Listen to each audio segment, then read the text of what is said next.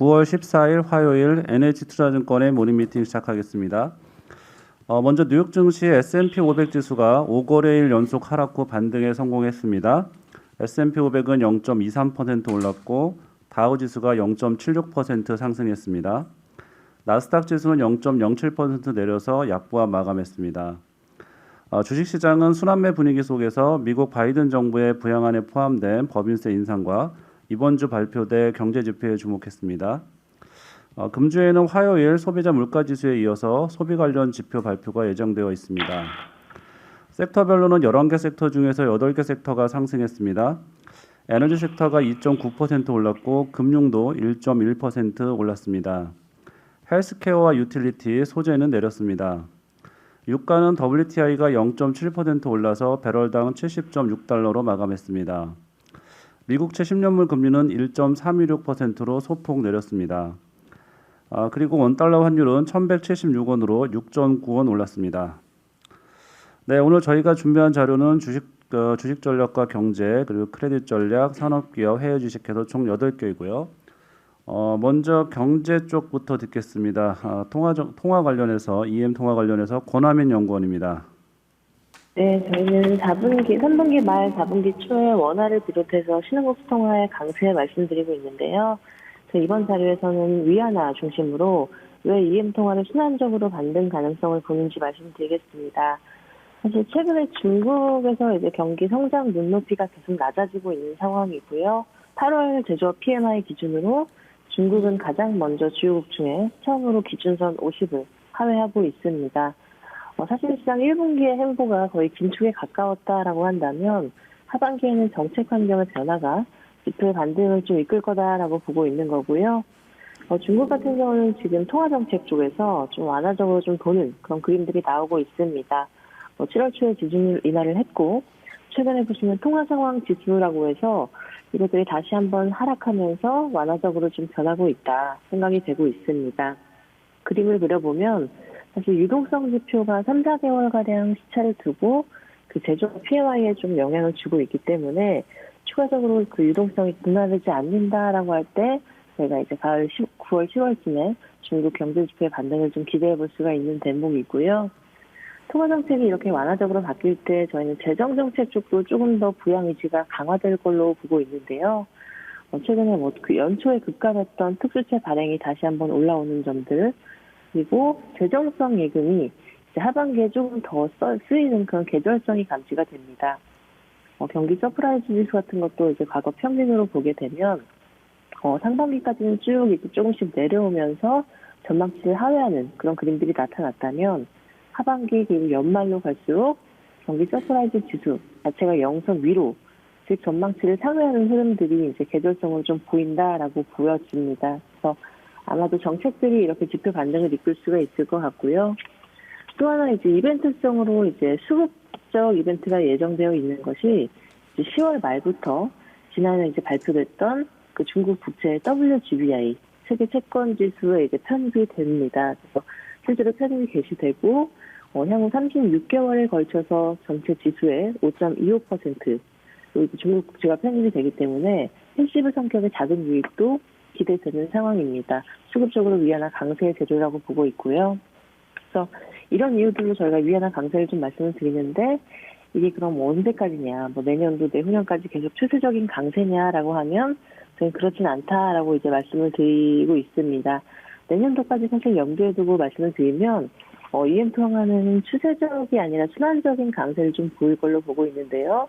그 이유는 이제 자료 뒷페이지 쪽에서 다뤘는데 사실 그래도 내년에는 미국 쪽의 성장이 조금 더 돋보일 수 있겠다 생각이 듭니다. 올해 내년 GDP 성장률 전망치 변화도 사실 중국보다 미국이 더 많이 상향 조정되고 있는 상황이고요. 과거와 비교해서 보시더라도 성장 모멘텀이 그래도 중국보다 미국이 조금 더 앞설 때 달러가 강세로 좀 나타난 바가 있기 때문에 저희 환율 전망 종합해서 말씀을 드리면 3분기 말 4분기 초까지는 EM 통화의 순환적인 강세 보고 있고요. 내년도까지 좀 길게 보면 다시 한번 좀 미국 주도의 달러 강세 압력이 좀 조성되지 않을까 그렇게 생각을 하고 있습니다. 이상입니다. 이 최근 원화를 보면 이제 원화 약세가 이어지고 있는데 최근 원화 약세 관련된 뭐 코멘트할 게 있으면 좀 부탁드리겠고요. 그리고 이 위안화의 뭐 순환적 강세라고 했는데 이 위안화 순환제 강세가 뭐 원화에 또 어떤 영향을 미칠 수 있는지 이 부분도 좀 설명 좀 부탁드릴게요. 예, 사실 원달러 환율이 조금 레벨을 낮추다가 다시 한번 2주 만에 좀 최고치로 올라온 상황인데요.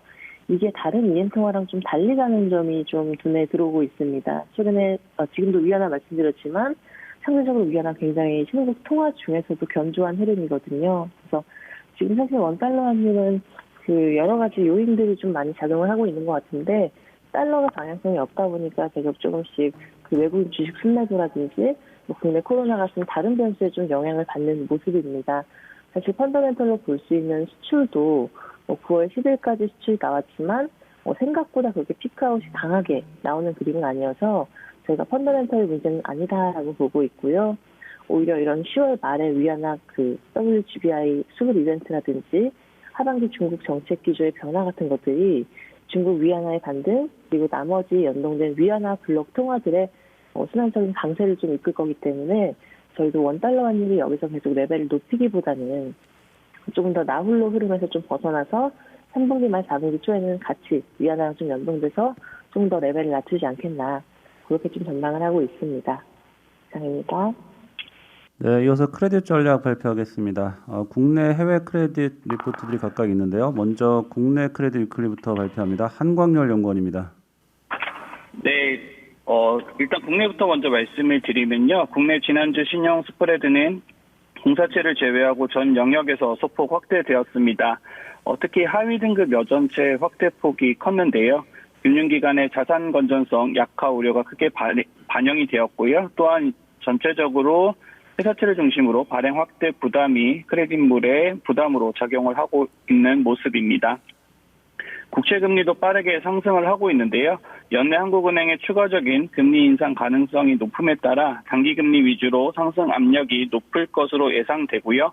이는 크레딧 수익률 상승으로 이어져 크레딧물의 약세를 견인할 것으로 예상되는 바 당분간 국내 크레딧물 같은 경우에는 약세가 불가피하다 이렇게 판단을 하고 있습니다. 네, 이어서 글로벌 크레딧까지 제가 이어서 말씀드리도록 하겠습니다. 앞서 들으셨던 국내와 달리 글로벌 크레딧 신용 스프레드는 강보합세를 보였습니다. 미국 뱅크론과 유럽은행 코코본드 신용 스프레드 축소폭이 상대적으로 좀 크게 나타났는데요. 이는 발행 확대에도 불구하고 높은 유동성과 금리 상승에 따른 은행 펀더멘털 개선 기대의 영향으로 판단이 되고 있습니다. 8월 말 기준으로 무디스의 글로벌 하이힐드 기업의 부도율이 발표가 되었는데요. 그 부도율은 3% 수준으로 전월인 3.3% 대비 하락을 했고요. 이 수치 같은 경우에는 2019년 11월 달 이후 최저치 수준으로서 현재 글로벌 하이힐드 기업들의 부도율은 팬데믹 이전 수준을 하회하는 모습이고요. 연말까지 부도율 전망치도 1.6%로 계속 개선되면서 하향 안정화되고 있습니다. 이러한 부도율 하향 안정화와 상대적인 밸류에이션 매력을 감안을 하게 된다면 뱅크론, 코코본드 스프레드의 축소를 전망합니다. 이상입니다. 예, 수고하셨습니다. 이어서 산업기업 분석 리포트 발표합니다. 먼저 ESG 리포트입니다. 김동영 연구원. 예, 저희 ESG 베이직 두 번째 자료를 발간을 했고요. 이번에는 ESG 중에서 S하고 G의 기본, 사회 책임 경영 그리고 지배구조의 역할 관련된 내용입니다. 다 아실 만한 내용이지만 아주 간단하게만 소개를 드리면 이 사회 책임 경영이라는 거는 사회적인 배려 그리고 환경적 책임을 완수하기 위해서 지출하는 비용이 기업이 지속 가능성을 제고하는 투자가 되도록 만드는 거고요. 정도 경영, 사회 공헌 활동 이런 것들을 거쳐서 오늘날의 ESG 경영이다 이렇게 볼 수 있겠습니다. 지배구조는 기업을 지휘하고 통제하는 메커니즘이고 ESG 중에서 E하고 S를 통제하는 컨트롤 타워입니다. 규범, 제도가 정비되고 있고 또 투자자들의 주주 관여 활동이 강화되고 있고 기업들이 자발적인 노력을 하고 있어서 우리나라 기업 지배구조는 개선이 되고 있다 이렇게 볼 수 있겠고요. 중요한 거 몇 가지만 추가로 말씀을 드릴게요. 자료를 보실 수 있으면 10페이지이고요. 먼저 그 사회책임 경영 관련해서는 정도 경영이 뭐 우리나라에선 출발점이라고 볼 수 있는데 세계적으로나 국내에서도 사회책임 경영 역사는 굉장히 깁니다. 2000년 전후에 정도 경영이 일단은 화두가 처음 됐고요. 임직원들의 일상적인 행위가 기업 윤리를 따르는 경영이다. 그리고 그래서 윤리 강령을 이제 제정을 하는데 이게 산업별이나 시기별로 강조하는 영역이 좀 달라졌다. 이건 그림 3번을 통해서 확인하실 수 있겠고요. 다음 12페이지에 이제 사회공헌 활동으로 넘어와서 이게 좀 능동적인 형태로 바뀐 거다라고 이해할 수 있겠고요. 봉사활동이나 기부나 재단을 통해서 장학, 환경, 문화, 소외계층 지원 등을 계속 해왔습니다. 다음은 지배구조 관련된 내용인데요. 20페이지를 한번 보시면 이제 지배구조는 이렇습니다. 그러니까 주주가 주주총회를 통해서 이사회의 권한을 위임하고 이사회가 경영진한테 권한을 위임을 해서 이 상호작용을 통해서 의사결정을 만들어내는 과정이다. 그런데 우리나라에서는 지배구조하고 소유구조가 좀 혼동해서 쓰일 정도로 이게 서로 다른 것임에도 불구하고 그렇게 이해가 되는 경우가 많고요. 그럴 수밖에 없었던 게 우리나라에서는 지배구조, 소유구조의 관계가 굉장히 밀접하기 때문입니다. 이후에는 지배구조의 외형 변화, 질적 변화 어떻게 되었는지를 정리를 해놨으니까 한번 참고하시면 좋을 것 같습니다. 이상입니다. 네, 다음은 금호석유화학입니다. 황유식 연구원. 네, 그 석유화학 범용 제품들이 5월달 이후에 좀 하향세를 그렸고요. 지금 뭐 9월 들어서는 어느 정도 이제 횡보하는 모습을 좀 그리고 있습니다.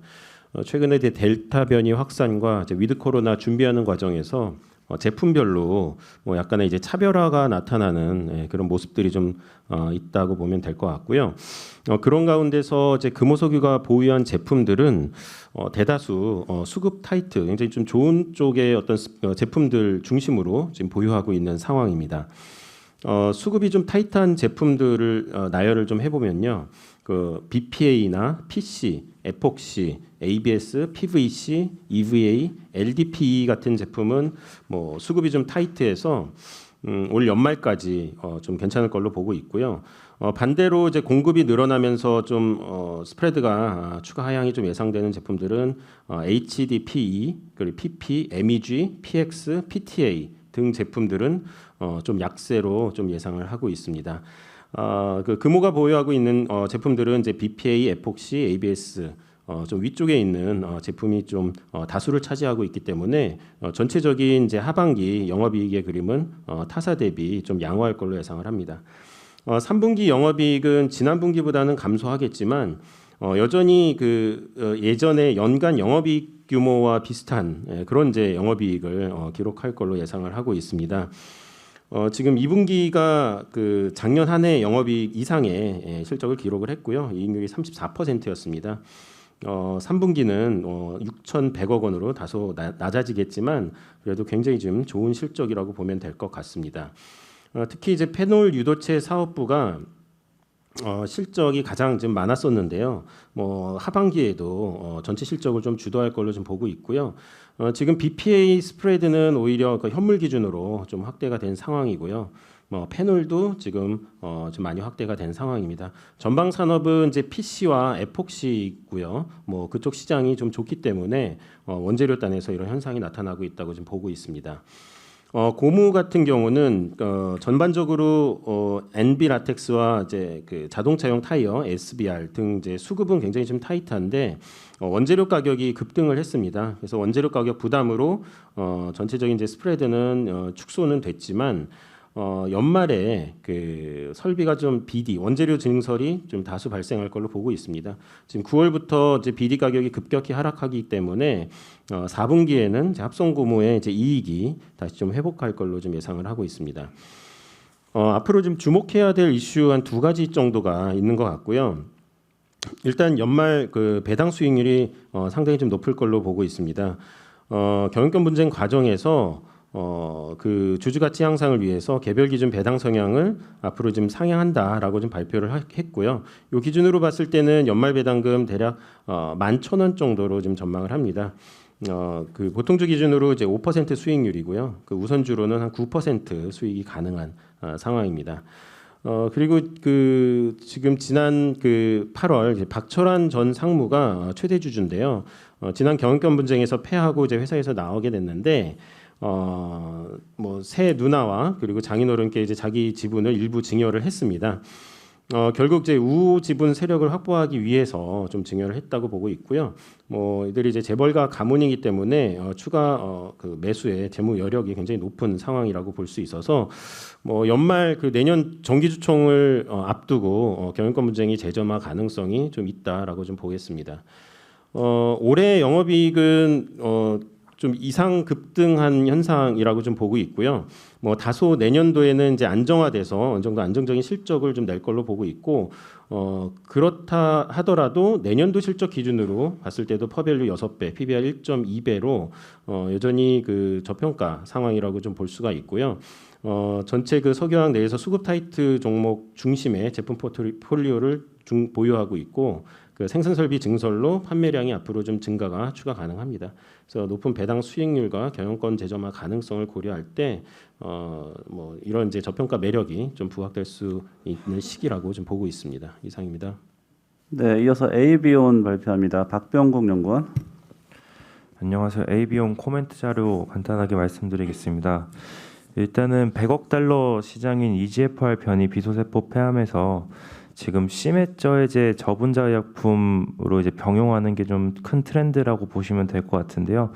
일단 AB온이 뭐 다양한 파이프라인을 가지고 있지만 일단 가장 큰 투자 포인트는 ABN401이라는 시메저해제라고 보시면 될 것 같습니다. 그래서 어제도 지금 에스모에서 유럽 종양학회에서 초록 발표가 있었는데 오는 목요일 장 끝나고 포스터 발표가 예정이 되어 있고요. 그리고 지금 시가총액 대비해서 미국 이상을 개시하는 등 가치 상승이 좀 많이 전망이 된다라고 보시면 될 것 같습니다. 일단 첫 번째 문단에서 EGFR 변이 비소세포 폐암 같은 경우에는 그 오스코텍 레이저 티닙 때문에 좀 많이 알려져 있는 시장입니다. 그래서 오스코텍 같은 경우는 EGFR 그 TKI라고 보시면 되는데 근데 최근에 뭐 아스트라제네카나 얀센 그리고 뭐 떠오르고 있는 EQRX와 같은 이제 글로벌 제약사들이 이 시메저해제를 여기 질환에 EGFR TKI랑 병용하려는 움직임들이 좀 많이 보이고 있다라고 보시면 될 것 같습니다. 그래서 두 번째 문단 보시면 작년부터 노바티스의 칸마티닙을 시작으로 올해 독일 머크의 테포티닙 그리고 또 아스트라제네카의 사볼리티닙과 같은 시메저해제 단독요법이 이제 승인을 받기 시작했습니다. 그러면서 이제 시장이 개화가 된 건데 근데 이제 아까 말씀드린 것처럼 기대하고 있는 부분은 큰 시장, EGFR 변이 시장이기 때문에 앞으로 이쪽으로 임상 개발이 좀 많이 진행이 된다면 이 시메저해제 쪽으로는 가치 상승이 더 될 수 있다라고 보고 있고요. 그리고 AB온이 가지고 있는 지금 미국 임상 이상 수준은 어떻게 보면 글로벌 다른 파이프라인이랑 좀 유사한 스케줄이다라고 보시면 될 것 같습니다. 그래서 마지막으로 9월 17일에 이제 장 시작하기 전에 공개될 그 포스터를 시작으로 지금 가치가 더 높아질 수 있다라고 판단이 되고 있습니다. 이상입니다. 네, 질문 주십시오. 1차 치료제와 그 병용요법을 높게 보시는 건가요? 아니면 단독요법으로 이게 충분히 가능성이 있다고 보시는 건가요? 네, 지금 단독요법 같은 경우에는 시장 규모가 한 5년 뒤에는 한 1조에서 2조 정도 시장이 될 거다라고 보고 있어요. 근데 이 단독요법 시장도 그렇게 작은 시장은 아니지만 말씀 주신 것처럼 그 EGFR 비소세포 폐암에서 이제 1차 치료제를 좀 크게 보고 있고요. 이 1차 치료제 쪽으로 가는 게 이제 병용이다라고 보시면 될 것 같습니다. 그래서 단독은 아마 EGFR 변이는 아닐 거고요. 맷변이 쪽으로 갈 건데 근데 제가 아까 1에서 2조 정도 맷변이 시장이 있다라고 했는데 그거는 비소세포 폐암에만 해당이 되는 거고 지금 임상 개발하고 있는 거는 뭐 이제 신장암이라든지 다양한 고형암에다가 맷변이 임상을 이제 진행을 할 거예요. 그래서 여기 시met이 그렇게 주목을 받지 못했었는데 작년부터 좀 개화가 됐다라고 보시면 될 것 같습니다.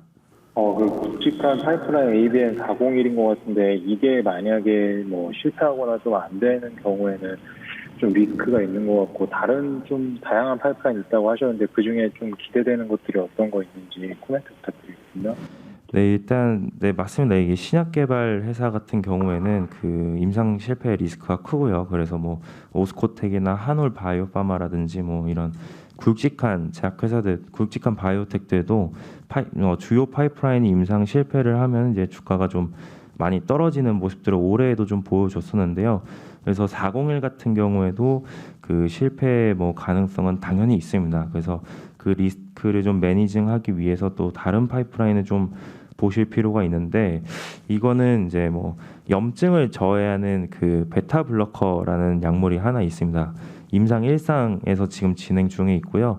지금 염증 질환으로서 뭐 다양하게 적용을 하려는데 뭐 코로나19에도 지금 뭐 빌 게이츠 재단이랑 뭐 얘기하는 부분도 있고요. 뭐 생각보다 401 말고도 좀 준비되어 있는 부분은 좀 있습니다. 다만 아직은 뭐 큰 투자 포인트라고 보고 있지는 않습니다. 네, 이어서 휴대폰 IT 부품 산업입니다. 이규화 연구원. 네, 전일 그 폴더블 스마트폰 관련 밸류체인들 주가가 좀 많이 빠졌는데요. 가장 큰 원인은 이제 오전에 그 중국에서 삼성전자 갤럭시 그 폴더블 판매가 기대보다 저조하다는 우려가 좀 있었던 것 같습니다. 그래서 일각에서는 그 징동닷컴 같은 중국 이제 전자상거래 사이트에 들어가서 판매량을 이제 확인을 해보면 뭐 사전 예약 대기 인원이 이제 중국에서 100만 명 정도라고 이제 뉴스에 알려졌는데 실제로는 이제 뭐 몇천 대밖에 안 된다. 그러면서 판매가 예상보다 이제 저조하다 이런 우려가 좀 있었고요. 근데 저희가 이제 확인해 본 결과 지금 갤럭시 Z 플립 3 128GB 모델 두 종을 제외하고는 대부분 지금 일단 재고가 없는 상태로 파악이 되고요. 대부분 이제 9월 17일에서 24일 이후 재고 입고가 가능한 것으로 이제 표시가 되어 있습니다. 그래서 시장에서 우려하는 것처럼 뭐 실제로 판매가 부진하다기보다는 지금 글로벌 판매가 이제 워낙 좋기 때문에 재고가 좀 부족한 상황이고요. 그래서 판매량이 실제로 찍히는 게 좀 이제 적다라고 생각하시면 될 것 같습니다. 그래서 지금 뭐 중국뿐만 아니라 뭐 다른 지역에서도 마찬가지로 배송이 지연되는 등 계속 이제 판매 호조세를 기록을 하고 있고요. 뭐 초기 반응이긴 하지만 최근에 이런 반응을 보였던 적이 없었기 때문에 이제 그 큰 성장에서 이제 초입 국면이라고 저희는 판단을 하고 있습니다. 그래서 삼성전자 입장에서도 이쪽 시장을 계속 키울 수밖에 없는 환경이라고 저희는 계속 생각을 하고 있고요. 올해 같은 경우에 이제 820만 대, 내년에 1,750만 대 수준으로 폴더블 스마트폰 시장이 확대될 것으로 보고 있습니다. 따라서 전일 이제 관련 업체들 주가 급락을 저희는 매수 기회로 삼아야 된다고 판단하고 있습니다. 네, 끝으로 해외 주식 보산철강 말씀드립니다. 어제 보산철강 주가가 5.3% 상승을 했고 사상 최고가로 올랐습니다. 같이 또 말씀드리면 포스코 주가도 어제 4.2% 상승을 했고 10일 거래일 양봉을 보였는데요. 좀 특이한 점은 이제 국내 중소 철강주들의 상승세는 보이지 않았다는 게 좀 과거와 좀 달라진 점인 것 같습니다. 먼저 보산철강은 그 10월달 출고 가격을 동결을 했는데요. 7월부터 10월까지 4달 연속 가격 동결을 했습니다. 최근에 철광석 가격 급락에도 불구하고 강점탄 가격이 좀 강세를 보였고요. 중국 정부 주도의 감산 정책 등을 고려한 것 같습니다. 저희는 이제 출고 가격 동결 관련해서 보면 그래도 이제 보산철강 주가는 강세가 이어지고 있는데요. 대개 최근 한 달 동안에 주가가 40% 정도 이상 올랐습니다. 이러한 이제 현상은 중국 내에서 철강 가격은 최근 한 달 동안에 1.5% 상승에 그쳤지만 철광석 가격이 24% 하락하면서 스프레드 확대, 그러니까 이익 개선에 대한 기대가 커졌다라고 보시면 될 것 같습니다. 보산철강 측에서는 지금 이제 철광석 보유 재고 등을 감안했을 때 3분기는 좀 수익성이 좀 약화되었다가 4분기에 개선될 걸로 전망하고 있었고요. 철광석 가격 이제 하락에도 철강 업체들의 감산 노력으로 철강 가격이 높은 수준에 유지될 거다, 이렇게 회사 측은 예상을 했습니다. 아마 철강 가격이 계속 높은 수준에 있을 거다라고 보는 점이 저희의 뷰하고는 좀 다른 측면이 있다라고 생각을 합니다. 지금 그림 3번 혹시 보실 수 있으면 중국의 조강 생산량이 많이 줄어드는 것을 볼 수가 있습니다. 8월 말까지 이제 데이터가 나왔는데 7, 8월 이제 비수기 영향도 있는 것 같고 당연히 이제 중국 정부의 감산 정책도 영향을 주고 있는 것 같습니다. 그리고 이제 9, 10월달 성수기 들어서는 생산량이 좀 증가할 가능성도 있습니다만 하반기 전반적으로는 중국 정부의 감산 정책에 의해서 억제될 걸로 생각을 하고 있습니다. 또 하나 주목할 변수는 철광석 수입이었는데요. 같은 이제 그래프를 봐주시면 철광석 수입량이 8월달에 9,749만 톤으로 전년 동월 대비로는 한 3% 정도 줄었지만 전월 대비로는 10% 증가했습니다. 그다음에 항구 재고 같은 경우는 크게 이제 변화가 없는 상황인데요. 저희의 판단은 물론 이제 최근에 철광석 가격의 급격한 조정은 이제 철강 감산이 촉발한 건 맞습니다만 철강 시장 전반에 대한 우려도 작용하고 있다. 수요 측면에서 이렇게 판단을 하고 있습니다. 최근에 철강업체들 철광석 가격 하락하고 이런 현상에도 불구하고 중국 철강업체 주가가 이렇게 강세를 보이는 이유는 일단은 중국 주시장의 변화를 좀 같이 봐야 될 것 같은데요. 먼저 플랫폼이라든가 부동산 규제, 그다음에 CPI 관련된 기업들에 대한 어떤 그 가격 인상이 좀 잘 이루어지지 못하고 이런 점들, 이런 것들 감안하고 또 밸류에이션이 높은 주식을 좀 피하는 그런 것들도 감안해 보면 이익 증가도 나오고 밸류에이션도 싼 철강업체 주가가 상당히적으로 매력은 있어 보입니다. 그렇지만 저희는 이제 좀 길게 보면 철강 수요 측면에서는 뚜렷한 개선 요인이 없는 상황에서 이익 증가가 이제 감산에만 의존하고 있다는 점은 좀 부담스럽다고 생각하고 있고요. 이런 면에서는 주가의 추가 상승에 대해서는 좀 눈높이를 낮출 필요가 있다 이렇게 판단을 하고 있습니다. 네, 이상으로 모닝미팅 마치겠습니다.